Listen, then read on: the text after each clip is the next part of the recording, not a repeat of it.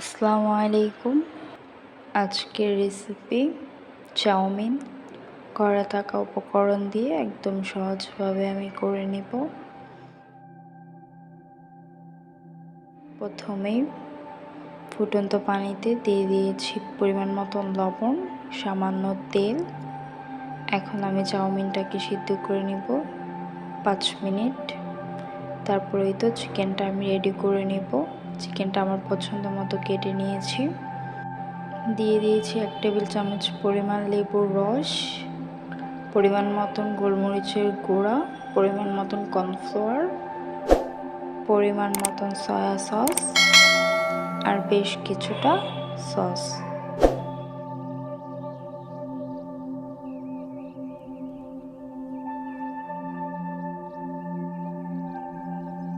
এখন আমি সব কিছু সুন্দরভাবে মাখিয়ে নেব।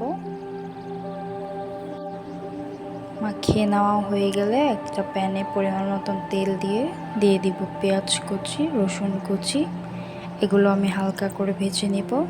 তারপর চিকেনটা দিয়ে দিব, একসাথে সব কিছু ভেজে নিব। এখন আমি দিয়ে দেব পরিমাণ মতন লবণ। এটা একটু সময় নিয়ে একদম মিডিয়াম আঁচে ভেজে নিয়েছি। আমি এখানে ঝালের জন্য কাঁচামরিচ দিয়েছি, এটা চাইলে নাও দেওয়া যাবে। তারপরেই তো আমি দিয়ে দিলাম গাজর কুচি আর দিয়ে দেব ক্যাপসিকাম।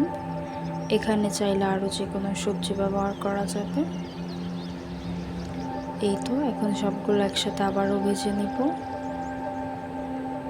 ভেজে নেওয়া হয়ে গেলে তো আমি চাউমিনটা এখন দিয়ে দিব। আবারও দিয়ে দিব আমি গোলমরিচের গুঁড়া, সয়া সস,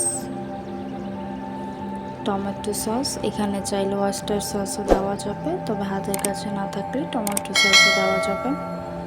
এই তো সব কিছু আমি মিশিয়ে নিয়েছি, এটা একদম রেডি। ভিডিওটি ভালো লাগলে অবশ্যই লাইক কমেন্ট করবেন।